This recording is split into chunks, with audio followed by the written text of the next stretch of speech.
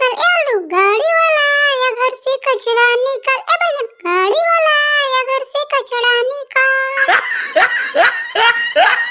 अरे गाड़ी वाले, हमरा घर में कचरा है ये नहीं बा, तो हम का दे तोहरा के?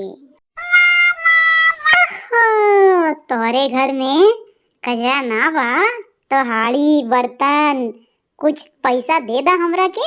हमरा गाड़ी तोहरा घर के सामने खाली ना घूमे के चाहिए। एक गाड़ी वाले भाई साहब, तू टेंशन ना ला, हम तोहरे गाड़ी के खाली घूमे ना दे। अभी हमार शिमला बिटिया पोटी कैले बा, वो ले जा हमरा यहाँ से, ले जा ले जा। नो नो नो। ये आलू, तो के कचरा दे के बाद तो दो, वरना हमार इज्जत को बेइज्जत ना करा। हम निकलत तानी, कल कचरा तैयार रखिया। हे गाड़ी वाला आया घर से कचरा निकाल, गाड़ी वाला आया घर से कचरा निकाल।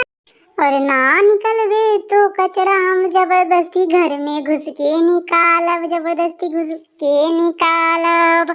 तब मत कहिया कि ये कचरा ना बा, पैसा ना बा।